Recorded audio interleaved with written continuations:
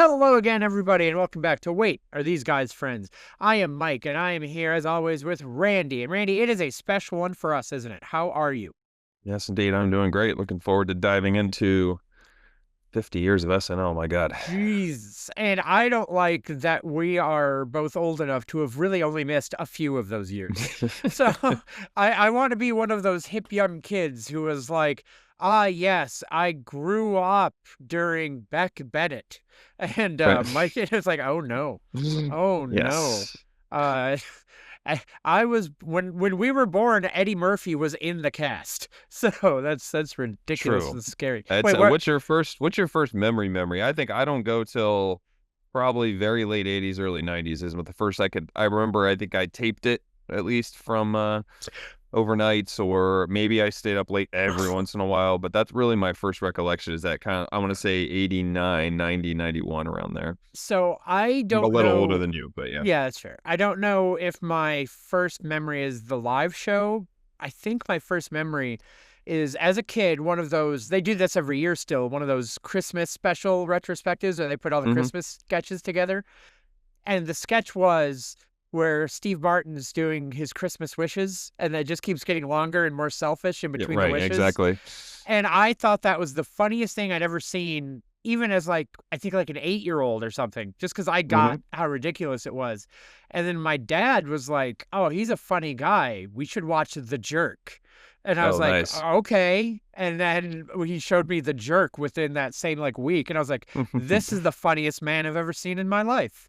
Yeah, And so, it's yeah. that's a good introduction. That's great. It is. It is. And then it's funny. It's weird because I know I eventually went on to all the other stuff, like your planes, trains, and automobiles and all that. But I feel like sheerly by accident, I followed his actual career trajectory of kind of stand up in SNL, then The Jerk, and then other movies and things like that. And even though I did it in the late 80s. So, Right, yeah. yeah. What about yourself? I think yeah, that's a good point. The Christmas one is definitely I can recall and remember those type of things. Also the William Shatner hosted It's a Wonderful Life is like one of the first kind of memories thing that pops into my head where Dana Yeah. Carvey's doing the the Jimmy Stewart, and then Lovitz plays Potter and he's not actually even crippled. Like it's a Oh, I can I knew explain it. that. This son of a bitch can walk. Ah, Just ah. excellent performances across the board. But I think that's probably part of it. Or there's a few things from the political landscape, right? Like right, maybe 88. I briefly remember, if there was a primetime special or something where they did some stuff with Dana Carvey and John Lovitz for Dukakis and Bush Senior. But so that may be my very first kind of introduction. But I definitely I wore out the videotapes that I would because we could set our VCR to look but way back into VCR for overnight, and I would do that where I'd wake up early on Sunday morning, and that's usually when I would watch it, just Yeah. before anybody else got up and had watched from the night before. And then, I mean, I've mentioned this before. I feel like you wound up in the same wheelhouse as this. Again, a couple years difference, but there was then that point in the mid 90s when Comedy Central had the rights to SNL reruns, where for Hmm. me, I would go to school and I think I would come home from school at like 3 o'clock, and SNL reruns would be on until like 7 on Comedy Central. And I would come home and watch like 3 episodes of Saturday Night Live from they had like from the original seasons all the way until I think at the time like 94 or 95. Like it wasn't the current Will Ferrell, like they had just kind of switched that over. And I was like, man, this is fantastic. You saw some real good and some real bad. You got a real feel for the eras. Those always seem like a gold mine for really getting into what the mid to late 80s were. Like that's when you really got, and when I say, I shouldn't even say late 80s. I want to say that 85, 86, 87, like in that range, or especially that 86, 87 years where, it was there was only 6 or 7 cast members at least that first year. And so, the you see a lot of that stuff and are reminded of a lot of the things. And then I thought that SNL always did a nice job of, if they had thematic stuff, whether it was the best of sports, best of political, they mined a lot of different eras and different things. And so you were at least aware of different cast members that were in those sketches. I think that's what helped that more than anything. I think about the sports one, you go, okay, well, in this Wayne Gretzky one, the Hawaii whatever it was called. Yeah. I Why Kiki Hockey, I believe is what Yeah, it was right. There you called. go. Yeah. Or the Joe Montana one, or it just there's a lot of different ones. Walter Payton, I think, was from the same episode, the Super Bowl Shuffle type thing, or the Kickers, whatever it was called. Sorry, I just started laughing. This is years later. Years later. I just, because of my brain, I started thinking of other sports SNL sketches I like. Hmm. And I love the one where Sudeikis as Jesus walks in and tells Tim Tebow to cool it. Like, hey, just back off. But can you chill out with me for a week? A week. But So, but but that's another part of it where you remember that, yeah, Taron Killam was playing Tim Tebow or something like that. You're like, oh, okay, cool. Like, and obviously he was a fairly memorable cast member. Like I could pick him out of a lineup and remember him from a variety of sketches. But then at the same time, until you think about it right in that moment, you're like, oh, right, Taron Killam. Things that it just there's a lot of fun things, and I think SNL did a nice job of incorporating that with those primetime specials to keep it knowledgeable. And so I guess that gets into what we're going to be talking about from the weekend. we're going to talk about the big special. We're recording this the next morning. It aired last night as of Yep. time of recording, so those thoughts are fresh. Over the weekend, there was a lot of other stuff. There was the anniversary concert. There was, we've already talked about that 4-part documentary they did about a month ago at this time. Hold your horses there, Sonny Jim.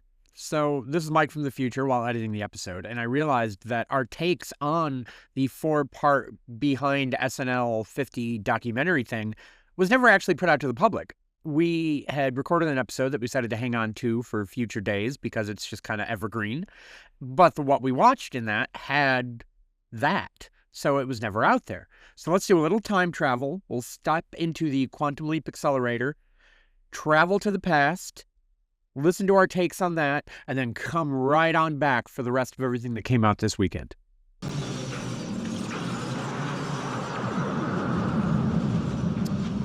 That's mainly what I was going to talk about. That's also what I watched.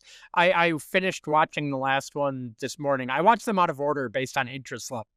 And I did. so, It's funny. I did too. and can I tell you, if you had watched them in broadcast order, I don't feel like they've been getting very good reviews on these. Like the internet feedback hasn't been as great. And can I tell you, I think it's because the first 2 that were released suck. It's the next 2 that were good. Episodes 3 I and didn't 4. mind the first one, but it's It was just to see self-indulgent. people, yeah. It was not getting into the nitty-gritty that I wanted. And then you messaged me. I forget exactly what you said, but the second episode being dedicated to the cowbell sketch is so unnecessary and so ridiculous. Of all the sketches that they've done, why did Right. that get an hour documentary dedicated to it? Like, but then the writing episode in 3 and the one that brought me to the dance, the one I started with was episode 4. Also, there's only 4. I thought they were doing a lot more of these. Are they coming later? Or is it just the 4? Maybe, yeah. I think maybe they're batch releasing, so maybe Okay. it's you get another. Well, yeah. I don't know. I would hope to, so. To But steal a line from Star Wars, that's that was a random 4 to say, do. it was a bad batch. Except that last episode was the best of the bunch, I thought personally. Really You tell interesting, me, yeah. It's about season 11, which is the season Lorne came back after having left after the original cast. He left with them.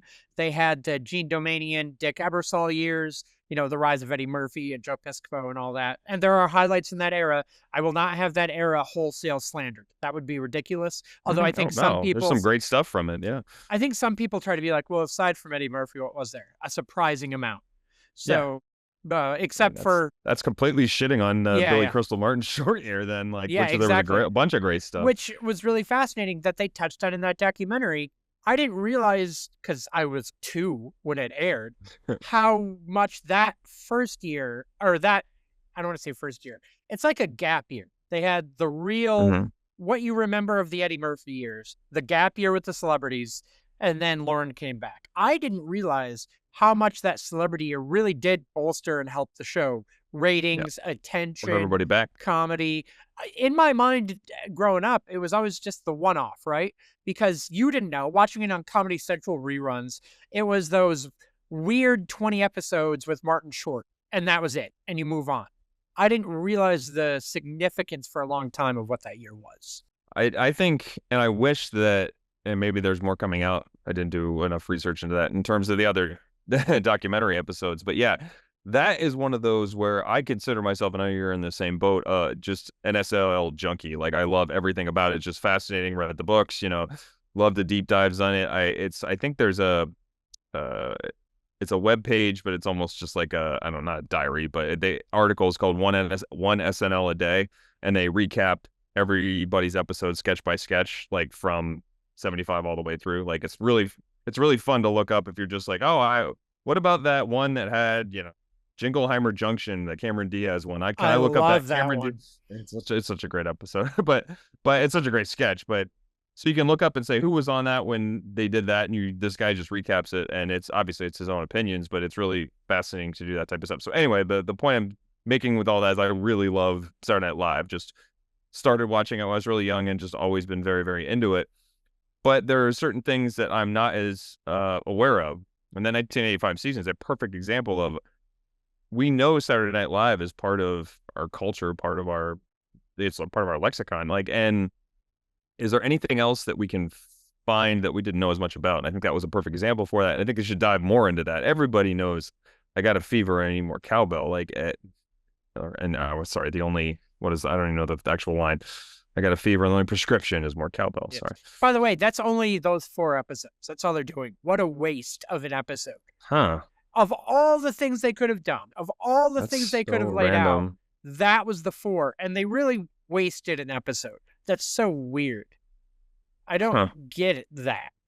But regardless, it's, as you're saying, I fucking love SNL. And I'll tell you, a lot of what I watched this past week that I wasn't going to get into is, after I watched that, I will say, I sent you, I think, a link to one of them. I found a YouTube channel that was, I got to look it up now, make sure I get the name right, because I definitely subscribed so I can quickly get them here. And I was binging one of their playlists last night.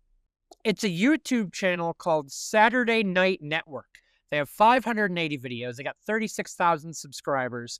And the bread and butter, I think, of what they do, even though I'm seeing they do like episode reactions, they do like a lot of like rankings and tier lists, like we've done, that one time. It's like we do more of those. I enjoyed that.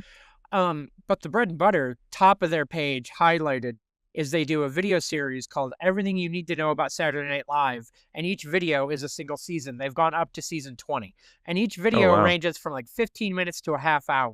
And every one of those videos was more informative and more fascinating than the 4-part SNL documentary Peacock put out overall.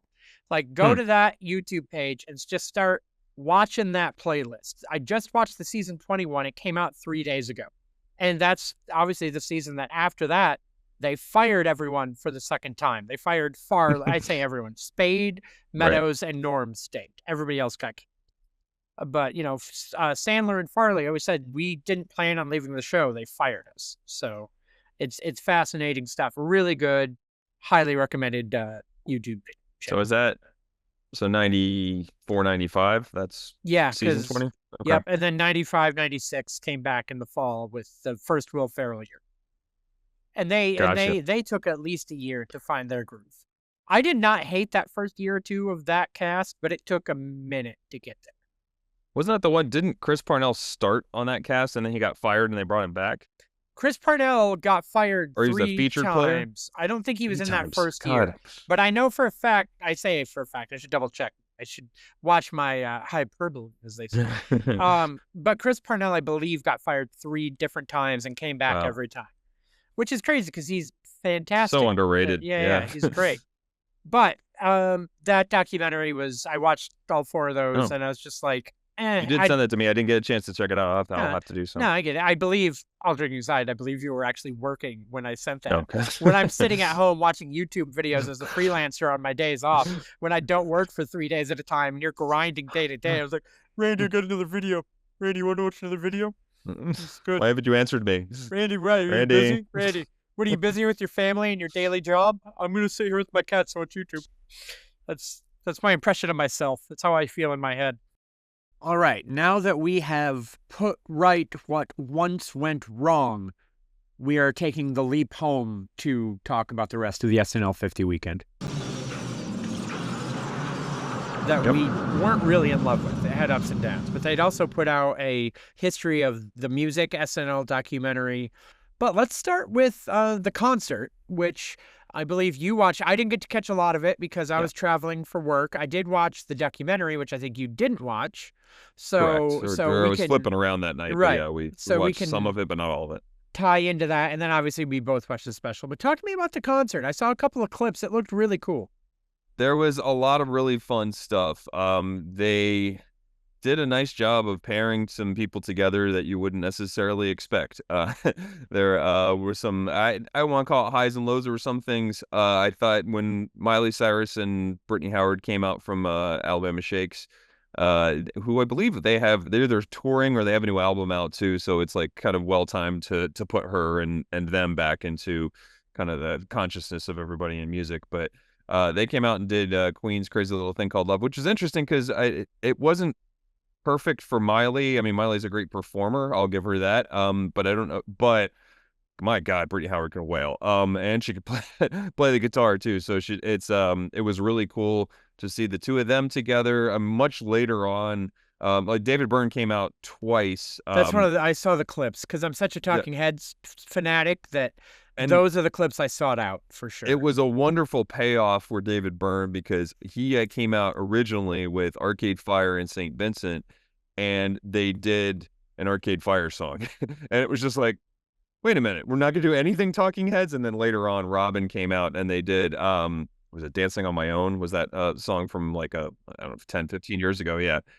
And I knew Robin from, I remembered her from Show Me Love, which was like a #1 hit in like 1997. It's just a poppy, she's a Swedish pop star. And, Mm, but they came as out you and do. did, yeah.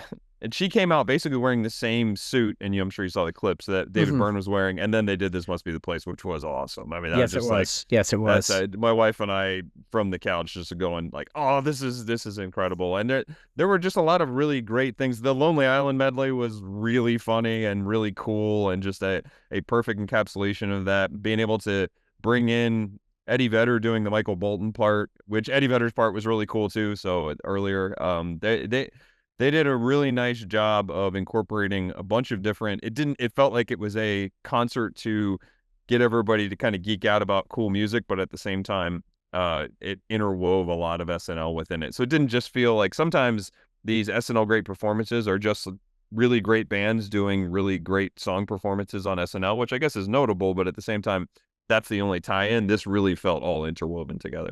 And a couple of the other clips I watched, and I don't know if you mentioned, there were sketches in between the songs. They brought Yeah. out some of the characters, some recurrings, like the Culpeppers were there, Will Oh, Ferrell and it's Anna just, Gasteyer. and They that did was awesome. Beyonce and So Prince, and they did like, so I was like, okay, so Bill they're, Murray came out and did Lounge Lizard. Yeah, for yep, sure. yep. Just seeing David Byrne. Did you ever watch American Utopia either in person or the HBO special? Not in person, boy. I wish. I saw it. I I went just to saw the the Broadway show. wow. It was I, fantastic. It was I'm gorgeous. sure. Yeah. I went No, to the the HBO last was cool. week. I Wow. saw like 3 shows before closing. I managed to get in, and it was so good. Very cool. That's been one of those, and I mean, Talking Heads, I think, is one of those bands that's, if not universal, they cross a lot of different. Everybody really likes them, or I don't think you find somebody to be like, I don't get it, I don't like it with Talking Heads, They and can at least find they're a song. We're like, yeah, that was right, pretty good. and their introduction is so fascinating because it's just, my wife was in a band in Boston in her younger days and is very much into music and very locked into just musical theory and has introduced me to a lot of bands that I wasn't as into or didn't know as much about. But her side of the family was always into Talking Heads, and then my parents were always into Talking. It just is really, really cool that like everybody kind of pushes forward with this band. So to get them, they rule. It's very easy to listen to in so many different. Like you said, you can always find a song. Just about anybody can find a song they really like. Growing up in my dad's truck, when we would, in his work truck, because he had like a work truck that we would, if I ever wound up in his work truck, he had 3 cassette tapes that were in constant rotation. And it was Huey Lewis's Sports, it was The Temptations' Greatest Hits, and it was Stop Making Sense, Talking Heads. And so, Wow, like, those 3 albums formed the basis of my brain moving forward for the that's rest of my life. that's a hell of a And foundation. it really was. It really was. So, and if you trace my interests and I am as a person, genuinely, you've talked to me. Doesn't that all track? So, Yeah, but very much no, so. yeah, So talking. and last thing, move on back to SNL. For the David Byrne stuff, I really appreciate either around American Utopia or maybe even back to their Rock Hall of Fame induction where they did briefly reunite as a band just for that. There was a middle period, a long middle period, where I feel like he rejected Talking Heads and didn't want anything to do with it or talk to it or acknowledge it. And I don't know if he's softened or what happened, but he has really re-embraced it. And as a fan, it's been great to see and experience because you still love the other music he's made. Like, I actually love that early 2000s stuff he did. Hmm. And the stuff he did around American Utopia, the original songs for those shows, blend in so seamlessly with the Talking Heads material that was part of that production that I'm like, I'm in on all of this. This is all great. But it's great to see him embracing that side of things again. Absolutely. I I have one other side note from that concert that I think, Please. and it translates a little bit into the anniversary special too. But uh, if we aren't just putting Anna Gasteyer on, I don't, retainer to do some sort of medley or singing thing, it just that I forgot the pipes she has. She just she can belt out singing. It just, I mean, the Culps thing, I know that was the idea, but she was in like three other things where she was just singing incredibly well, and you're just like, wow. Like I know You that's a are performer, but absolutely right. I have no argument with exactly what you're saying regarding her vocals, but I don't want to get ahead of it. I literally have two Anna Gasteyer notes for the okay. special later that I feel like are not like I don't want to do it now. All right. That Mm-hmm. said, I watched the documentary on Peacock. It was like SNL 50 Years the Music, and it was awesome. It was really Mm. fascinating. And from a TV standpoint, because we talk about it enough. You and I both work in television. When you get into some of the more controversial moments of the stuff, the Ashley Simpson lip syncing, Yep. the Sinead O'Connor Pope rip, they have the director's tracks playing in the documentary, like the control room Oh audio. wow. It's fucking brilliant because you just hear the director, like, for the Ashley Simpson lip syncing thing, the director is like, and all right, hit this and roll this. What's she doing? What's she is she gonna she needs to sing. Is she doing it? Where am I going? What am I going to? What am I going to? Are we going to break? Are we going to break? And I was like, oh God, I feel this so hard. I Yep. love this so much. And it's just like, that's such a side of things for that show we never get. I feel like when they do anything behind the scenes like that, it's such an event because they've done like the watch the behind the scenes YouTube and they'll like advertise it. Like for the first 20 minutes of the show, we'll show you something behind the scenes. Like they keep that shit close to the chest on how they do their productions, I feel like, for so many years.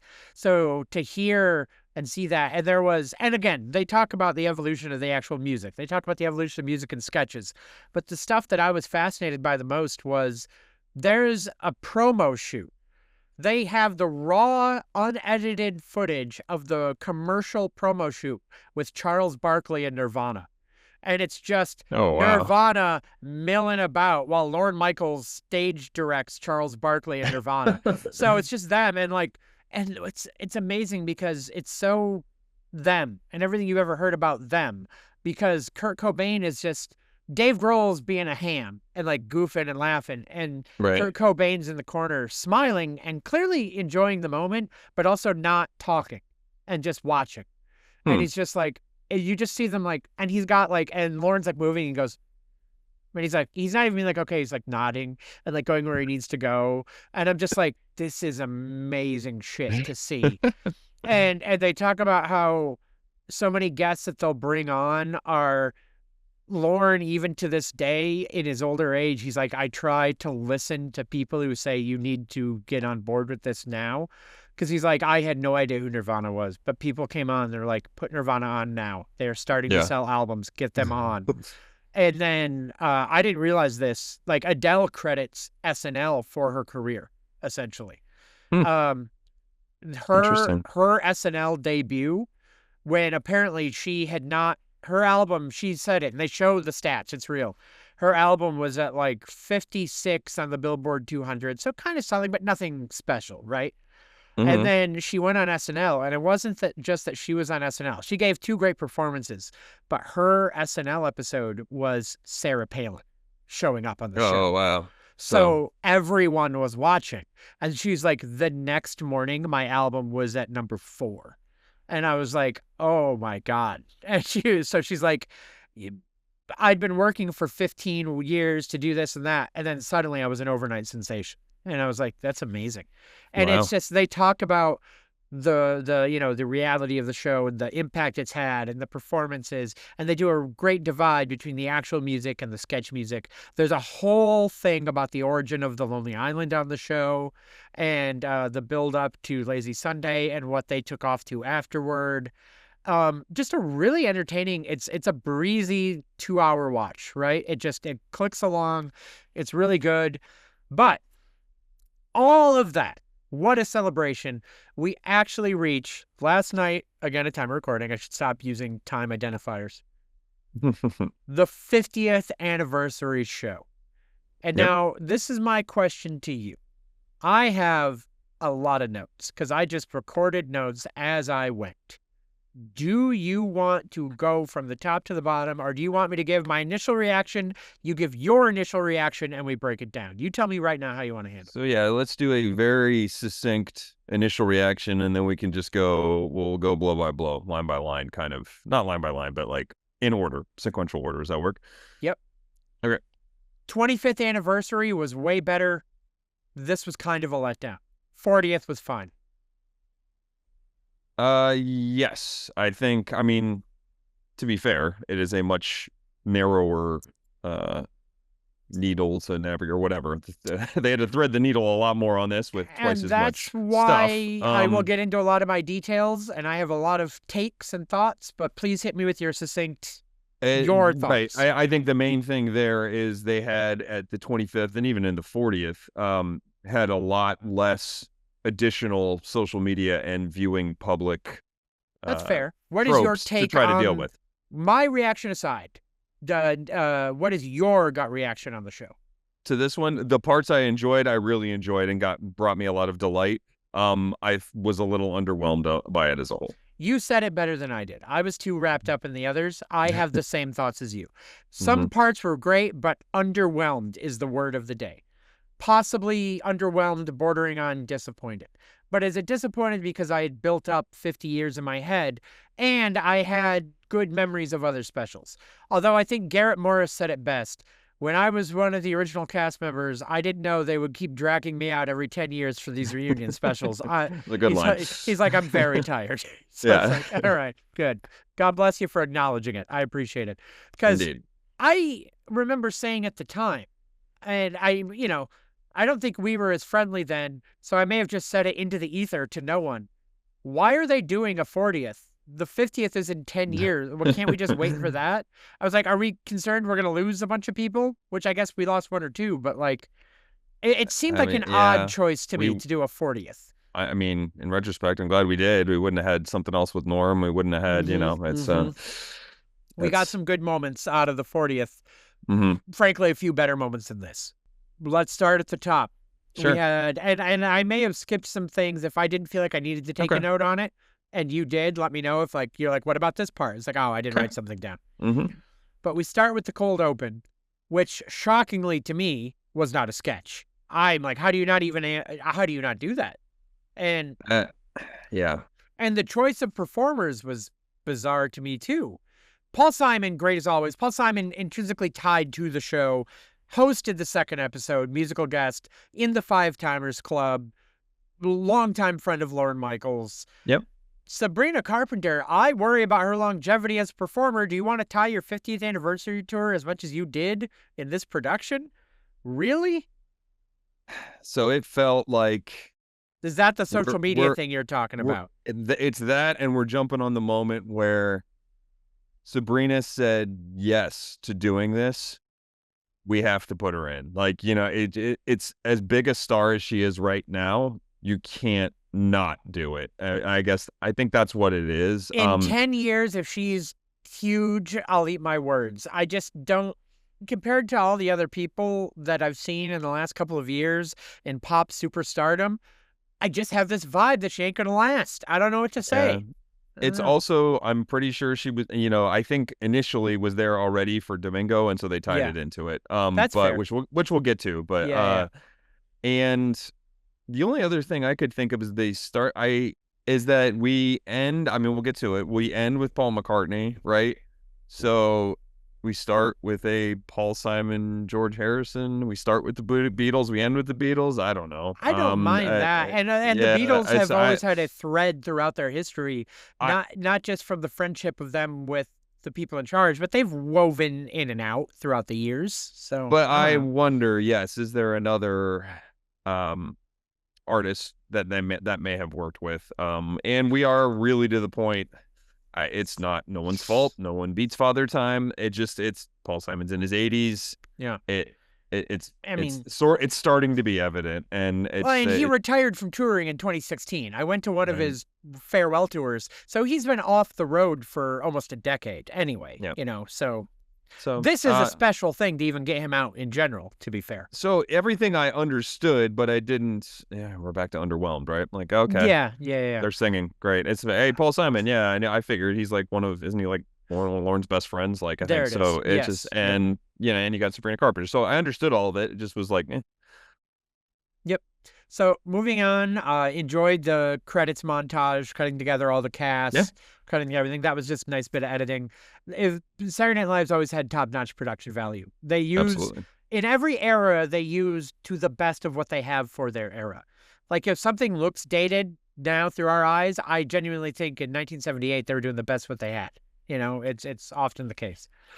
They go through, and of course, I love it. I wrote this.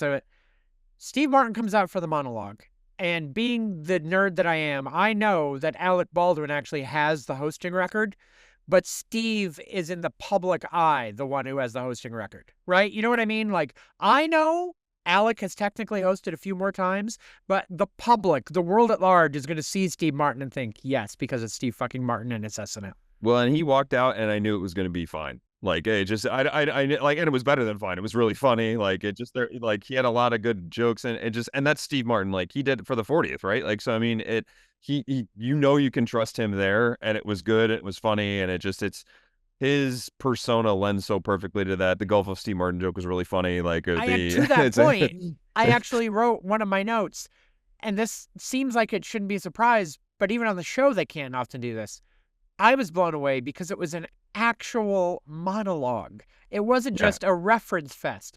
They saved Q&A for later. They didn't do a lot of cutaways. It was, and even Steve Martin told some non-SNL related jokes. He did yeah, a couple minutes of genuine monologue stand-up for the monologue. And I was like, God, look at him. Looking fucking going for it. yeah. Good stuff.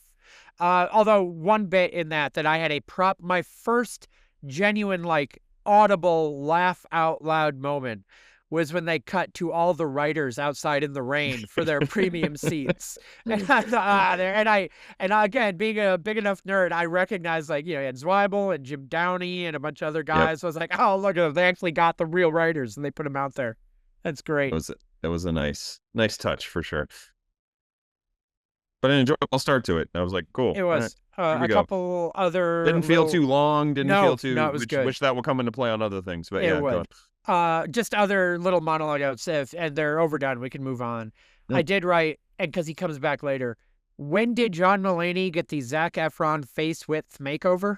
Because what happened, like, he's got the Efron chin now, and it's freaking me out. It's not that he got fat. He's got this weird width of his face now. And it's not an out of shape width. Is it just that I got so used to coked up Mulaney, now he's healthy, and that's what he looks like healthy? Could be. It just freaked me out. Martin Short made his obvious entrance near the end of the monologue, and I just smiled, like, there we go. I always think Martin Short is a fascinating performer that I always think I'm going to get tired or annoyed with his personas or his characters, energetic, and I never do. Have you he ever always seen... finds a way to make it funny. It just always does. This is going to sound like a downer thing, but I mean this more to him as a person and what a delight he is as a person and how gracious he is as a performer. Have you ever seen the bit with him and Kathy Lee on the Today Show from a few years ago? The really awkward bit with Kathy Lee Gifford. Do you know what I'm talking about? No, I don't know what you're talking about. Yeah. his wife passed away a few years ago, and Hmm. she missed that and started asking him how his wife's doing on the air. Oh my God. And he was so polite and just was like, I think about her. I still think I love her. I love her all the time. I'll love her every day. Uh, And he just didn't call her out, was yeah. polite, cracked a couple of jokes. And then they come back from the break. She's like, I'm so sorry. Because somebody at the commercial break was clearly like, Yeah. yo, his wife's dead. And it sounds silly, but tying into what you're saying about never getting sick of him and always appreciating him, I see him in a moment like that that's not full on wacky zany. And I'm just Yeah. like, God, I fucking like this guy. I like this guy. He could have made that so bad for her in that moment, and he didn't because he's Sure. gracious and Canadian, and they're gracious. So, Well, I think it's nice too because he's made a living as a talk show guest as the complete opposite of that. Like as yes, somebody who makes a yes. light, and it's a character, it's a Yep. complete gimmick, but like it like to make things sort of like a living hell for the host, but Yeah. to know that that's obviously just a character. It's nice to see the dichotomy of the whole thing. So Absolutely. And then the last note before we move on to the rest of the show, just for me, I wrote, could you imagine if you had a time machine and you went to 1976 and you told Steve Martin he'd be hosting the 50th anniversary of this show as their most legendary host? Like, you're like, Steve, this right here, I hope you enjoy it because you're never getting away from this. There yeah. are going to be people that think you were a cast member, like who just were like, yeah, wasn't he on SNL? So, but that's through the monologue. And then quick Peacock note, I was really enjoying because I started the special late. I about an hour in. And Yep. so every time they went to commercial break for Peacock for the first like 2 hours of the show, it went, your event will resume soon. And I could just fast forward through the event, through that. And I was watching, I breezed through the first 2 hours of this. It was great. Nice. Suddenly in the last hour, I had actual commercials and I was miserable. And then I couldn't skip past. So I was like, fuck, what happened? And I saw that damn T-Mobile commercial with Zach Braff and Donald Faison like 5 times. I was like, yeah, you found the gum under your seat. Fuck you. Fuck you. I want to watch the show. Those commercials are brooding all off as is. I Yeah, can imagine they are. multiple times. Oh, God. It was the only one they played every break. So Oof. once we hit the break where I couldn't skip commercials. Anyway, we get to the first sketch out of the first break, and it's Lawrence Welk, and it's, how do you feel about this sketch? I'm not giving you my positive or negative yet. What do you think about the Lawrence Welk bit? Because it is, for good or ill, the same bit every single time. I find myself at times laughing in spite of myself because I don't think it's that great of a sketch. And yet there are a few times that I usually I'm not a big Kristen Wiig fan, but for some reason, like Gilly, not a fan, like I Target can't Lady, not a stand Gilly. fan, Garth and Kat, like get out of here. But this one is a little different because, and it's not necessarily the little hands in the mouth part. Like I think that's the least funny part of it. But there's Yeah. a couple little, It's I all don't know of how it together. the delivery of some of the lines when you're not expecting it. I mean, this I think completely benefits from the Goulet ad. That was such a great yeah. idea to do that. Like I think that elevated this completely. And candidly, I wish they did a lot, and they did it on some of them, but I wish a lot of the sketches were just mishmash. You know, just You shove took one of my main notes. You took one of my four main notes for characters later. into a premise. Yeah. The weakest part of this show was the fact that they didn't take advantage of, it should have been, this sounds dumb, but I mean it. It could have been the Avengers of SNL sketch comedy. Yeah. You did not take, in other anniversary episodes, they did this better, where they take famous characters and make them play off one another, because that's what brought you here. What brought you here were the characters and the performers. I'm just going to rip the Band-Aid off one of my main criticisms of this show, and we'll detail more of it as we go. And it's almost indicative of modern SNL. Too many fucking celebrities, not enough focus on the cast. Yep. I want to see the cast and the players. I do not care. I actually wrote this. First off, before this gets lost in the weeds, I was smiling because I literally have this note here. I've never been a huge Kristen Wiig fan, but I've always enjoyed this sketch, and I fucking love awful Robert Goulet. So you and I, simpatico on this one. I literally wrote that line. That is a verbatim line. Yep. So, but dialing it back to this, with this in the sketch, I didn't realize that was Kim Kardashian. I had no idea who that was. I had the active thought, did Nasim Pedrad get a lot of plastic surgery? Because she looks weird. And I was So just like, you what told what did me that bring to that? when you and I were talking last night, you had said, "Hey, do I need to watch the red carpet show?" And we had it on, so while we were Yeah, kind of doing other stuff, but they interviewed Kim Kardashian on the red carpet, and yeah. she mentioned that she's in a sketch, and my Uh, wife and I both like audibly groaned. And so yep. the only thing I could say about it, at least it was early, and then we didn't have to be Yes. like, "Ugh, what crap are they going to force her into?" Or, but I, it's yeah, it just it's star fucking. It's kind of annoying. The issue I had with their star fucking this special was that there were so many bits that could have gone to an older cast member, a Yeah, classic cast member, somebody who could have done the exact same line and gotten the same "oh, it's them" reaction, but it would have been more to the show than to yeah, be general celebrity. The only one that I would have kept the same is Scarlett Johansson in the Little Shop of Horrors parody, it was because the good. joke of "did Colin hit you?" and she went "not this time," It was good. because everyone knows Colin is her husband and it plays Right. into jokes before. I would have kept her as a guest with that joke in that bit because it Yep. worked for the narrative of the show and the cast. So, and she didn't bother me as much with her connection to Colin Jost, but also the fact she's hosted it multiple times. So, like, that was one of Yes. the things. Like, Kim Kardashian hosted once. Get the And fuck out of here. also, Like, and to that point, if Scarlett's going to be in that sketch later, don't put her in this one now. right. Make make this Sherry O'Terry. Make this somebody else from the Hmm. cast. Because here's the other note I was kind of waiting for Anna Gasteyer, right? I did write, I have two notes on Anna Gasteyer in the show. And this first one was, I'm happy to see Anna Gasteyer, and damn, what a note she just hit. Because Hmm. that's true in this. Here's the thing. We are going to detail, we've already touched on the lack of, I'm debating how much I want to spoil here and what I want to get into, but I'll just Yep. say my biggest issue with this was the lack of classic cast members and lack of Yep. classic bits. And not just bits, classic, it could be new bits. Lack of classic cast members is what I'll say. They focus too much, not even on the new cast, on celebrities, than actual Right. cast members of any era. So my thought, though, was I looked at the sketches and I felt like they literally just had a roster of 8 available people from any eras and just kept putting those same people in the cast or in the sketches. Anna Gasteyer was great. And then she showed up, I think, 4 more times. Right. And I was like, I've had diminishing returns on Anna Gasteyer. I didn't need her for, and same with Molly Shannon. And I was just like, I liked them and I liked seeing them, but I would now like to see other people Yeah. because I get it. Were they not, was no one else available? That's the issue I'm having. Diminishing returns, and it's like they had a small pool. It's the 50th anniversary, and I feel like maybe they only asked cast members a week ago and they got who they could, is what it felt like. It's crazy.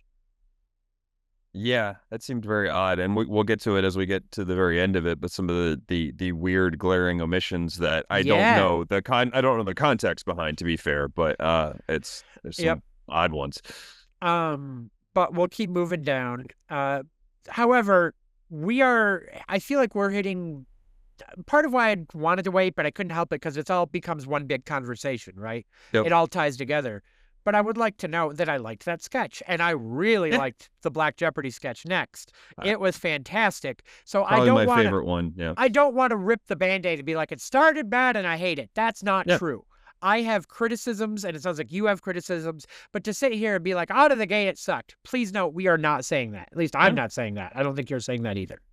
No, I enjoyed it. I half rolled my eyes when I saw they were starting with the Lawrence Welk bit, Yeah. but I thought they saved it. This is also a recurring theme. Is there are certain things that I was very hesitant as they would start the sketch, and some stuff got better. So Yes, agreed. I will say that they surprised me on a couple things where they saved some stuff. But we move on to Black Jeopardy. And fun note, there was a classic, of course, the classic Will Ferrell Celebrity Jeopardy sketch was in the 40th. Mm-hmm. So some nice, almost continuity to, which I've always enjoyed the Black Jeopardy sketch. They usually always hit. Yep. So, man, they got me. I know they got you. Eddie Murphy as Tracy Morgan, but after they had introduced Tracy Morgan playing a character, and it's brilliant. It was Oh, Eddie just fucking crushes it as Tracy Morgan. Brilliant work out of Eddie Murphy. And it's just we know that Eddie is a very gifted impressionist, obviously, but then just to not have any clue that that was in his arsenal, and then to just destroy it. I mean, And it just a delight is the best I can say. It was the funny and perfect, and just he nailed every sort of mannerism and cadence and all the three cheese versus four cheese lasagna a little bit. It's just so and it funny. was so smart of them because that bit would have played and it would have killed and would have been so good if Tracy wasn't available and it was someone else. It goes, Yeah. and Eddie Murphy is Tracy Morgan, or not, and now Tracy Morgan. It's like everyone would have laughed. It would have been great. But the fact that they had Tracy standing next to him, Yeah. and just they'd be like, who, and then they play into the jokes. And he's like, I don't know who that is, and it was so like it was magnificent. I feel like that always works when SNL does that. They did that on Weekend Update, I think, when Mike Myers played Mick Jagger and Mick Jagger played Keith Richards, and Yep. they did another time during Dennis Miley Miller and Cyrus, Dennis I Miller. think, right? Yeah, we've talked Right, about that yeah. before. It's great. When Vanessa Bayer used to have the Miley Cyrus show, Oh, and yep, like yep. Miley Cyrus came in as Bieber or something. I forget what it was, but it Mhm. just that always works pretty well for me because you can tell that the people are in on the joke with it, and just Yes. it. And sort of the no sell from Tracy Morgan, I'll see it is still within Tracy Morgan responding to someone playing Tracy Morgan. Oh God, I really really enjoyed this, and it's probably my favorite sketch of the whole thing. Yeah, it was magnificent. You may be right. I got to look at the rest of my notes, but you may be right. But the next bit I have a note on was the physical comedy montage. Was there anything in between you need to be taking a note on or thinking about? That was next. Yep. So I will say that one note I have here, and it kind of ties into the Molly Shannon and a gas tire thing, and I want to talk more about it at the end. I want to get through the show. Okay. I feel like the 96 to 2003 era got more love on this show than any other era in the 40th, for me personally, which is a fascinating, maybe it's a how time moves on and the people in charge of planning these events now.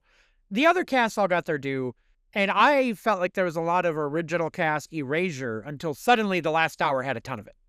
It was Yeah. like they didn't get mentioned at all until suddenly they did all the time. It was very odd. But I felt like there was this real focus suddenly on the Will Ferrell, Molly Shannon, Anna Gasteyer, Chris Kattan cast out of nowhere.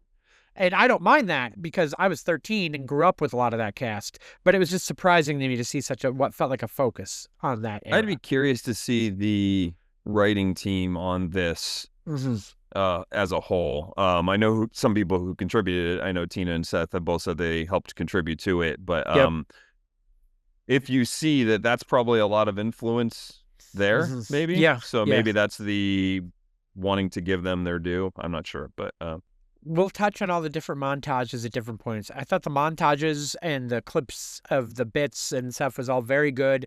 And I felt like they put a lot of really nice spins on it because every anniversary show, they've had to figure out a reason to show clips. And sometimes it's a performer, sometimes it's a theme. Physical comedy, I don't remember them doing as a theme for any of the other shows. I thought it was very good. I don't think they did. And it gave it a great reason to show Belushi and Farley and Chevy Chase all in the same bits. And I thought, well, that works. And then at the end, I will say the slow dissolve between Phil and Jan dancing and Steve and Gilda dancing. And that made me feel feelings. Everything else, I actually got a little welled up. Not like tear, but I was like, oh God. Because we've lost 3 of the 4 of them now. Yeah. And I was just like, oh my goodness. It was a really nice way to cap it to show that physical comedy isn't necessarily pratfalls, although that's great. Like, and the people that do it the best. And I was really glad they brought back the Chevy. They framed it in the Chevy thing of, I don't want to do this anymore. And then he falls on the desk, like in that bit when he's talking to Laura. I had forgotten about that and was not like grateful to be reminded of it. And Sally O'Malley's fine. I think I am a bigger fan of Mary Catherine Gallagher than most, so I would have rather that been with that. Do not. And I'm already harping on this era a little bit and their overuse, and I was trying not to do it too much because I said it before, I actually don't really like anything Molly Shannon does on the show. So I'm trying not to harp on it. I've never enjoyed any of her characters, but I have always liked Anna Gasteyer, so I don't want to shit in that. I just felt like they were overused. Yeah. So, but, and then a Domingo. And you and I have already talked. I did not mind the original sketch. And I'm glad it went viral because I'm always appreciative when modern SNL goes viral because it then brings new eyes to the show, and Yep. then those eyes become continuing eyes, and then something else will go on, and everyone will have their cast, and it will continue in perpetuity. That said, while the original sketch was funny, this is definitely a continuing diminishing returns on every time they bring back Domingo. Every time. Because it can't branch out a lot. And the second I saw those fucking bridesmaids, I just went, ah, oh, Christ, Uh, a Domingo. Yeah.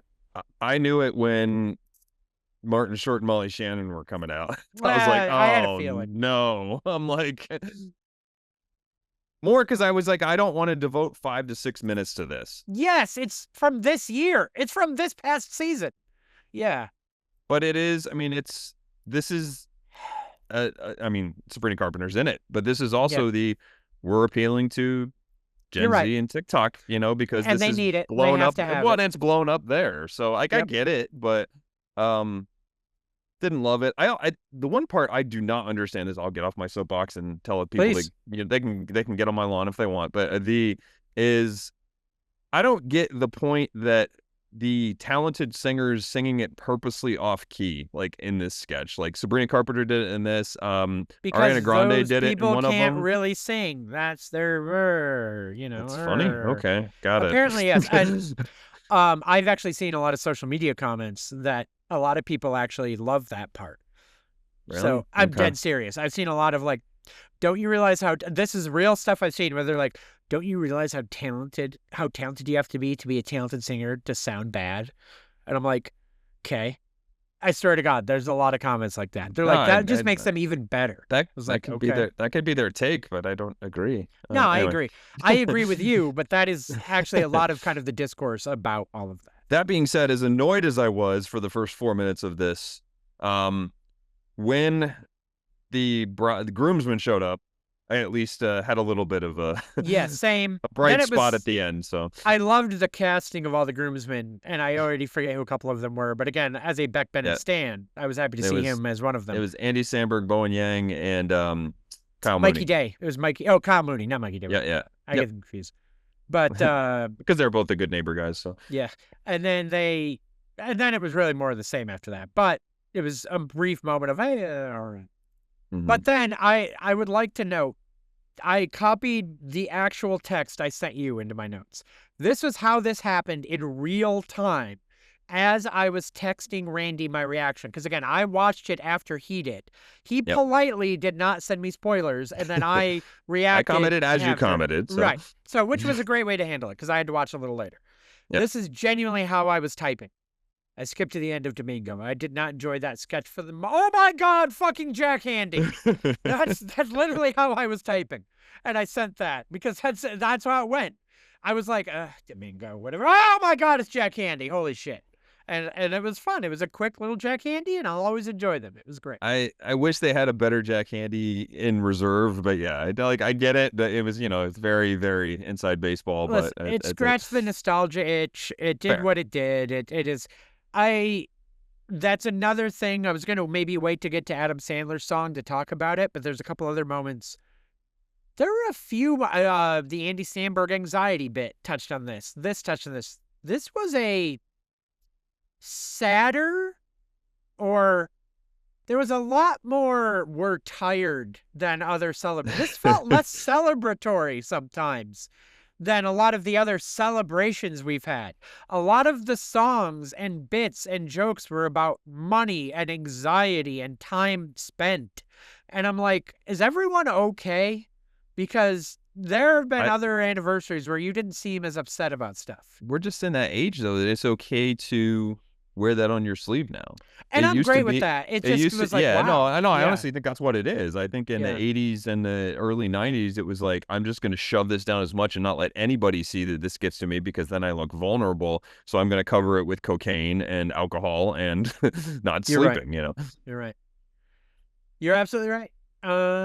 But so then we move on to one of my favorite recurring monologue bits. They bring it in. I've always enjoyed this bit. Even the weaker ones are usually pretty good. They do an audience Q&A.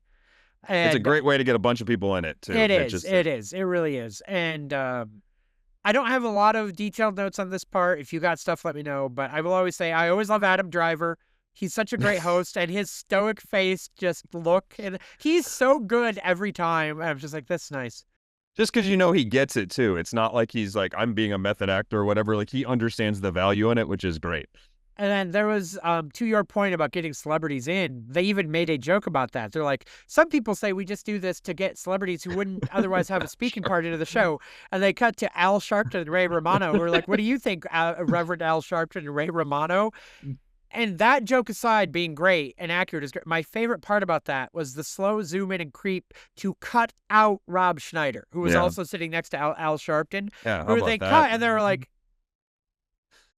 I he's still not feel a like part of whoever is this. doing the seating did that as a joke to be like, we're gonna sit this guy next to this guy and Right, see who what is happens. Like nowhere near anybody else. as If they had far apart on actually, their political end yeah, spectrum, but fantastic. no, they're great. And The yeah, Lovitz bit was funny. I liked that. Like the great little throw in. And I like that. I mean, I don't know if he deep down really likes it, but I appreciate at least that Lovitz is willing to be the butt of the joke. He did it in the 40th when they were like they did the in memoriam, right? And they went cut to him and I liked that bit more than this one, but that one was yeah, very good. I think it all comes down to, I don't remember if we talked about it in one of the others, but Lovitz got really annoyed and butthurt because there was a point where he had said he was going to go do a movie, and Lord Michael said, "No, you're not." And he went, "No, I only got to miss like 4 episodes or something. I'll come yeah, back to the show right after. I don't want to leave the show. I just want to go do this movie." And Lauren said, "No." So, okay, fine. He went and did the movie. Then Lauren asked him to keep coming back anyway. And he was like, "Yeah, I didn't want to leave the show." But then they made fun of him on the air for not leaving. right, And he got really annoyed. He was like, I didn't want to leave. He was yeah, like, these cameos are because I didn't want to leave the show. And so that's when he didn't show up for like 10 years. So yeah, it's nice to see them be able to make those kind of jokes about that. To me, it shows it's past. But for the over-informed like us, it really does have those layers of all of that in between, which is interesting. I may not have taken notes on a couple of things. My yep, only note would be for the digital short, which I did enjoy. It really does tie more into the vibe of the era of talking about the sure, anxiety, the worries, the things you have. And it also kind of upset me because it's the only appearances of Dana Carvey and Bill Hader, and they were through AI generated jokes about yeah, anxiety. You didn't have Dana Carvey or Bill Hader, or Dan Aykroyd in this yeah. special. Their only appearances were AI generated freeze frames. Especially when Bill Hader and Dana Carvey have been pretty outspoken about their anxiety during that show. I don't know. Yeah. So I know a But lot of people I did. just That was mean the the same point. But show, the show right, overall. yeah, How is this digital sketch with an AI generated image of these people the only appearance for literally 3 of the most legendary cast members of all time? And also, they weren't even in the audience. They're not in the good nights when they had people on the stage waving good night. That's when I looked yeah. at who made it in the The sketches, who was in the audience. How are 3 of the most famous performers of all time, who, by the way, I would like to know, that's why I keep harping on some of the other specials. The 25th anniversary good nights, Dan Aykroyd's the one leading the charge on the group photo. He's in the mm, crowd at the front going, everybody, everybody, we're a family. Get in here. You. It's all cast members. yeah, This Good Nights is a stoic, all the celebrities are on stage. There's a few older cast members in the back, and they're like, you. I was like, this feels off. The energy's mm, off. This doesn't feel like SNL cast member time. This feels like social media celebrity photo time. And I'm like, I don't like that. This Good yeah. Nights bothers me. And I know that's me skipping ahead, but it ties into what we're talking about now.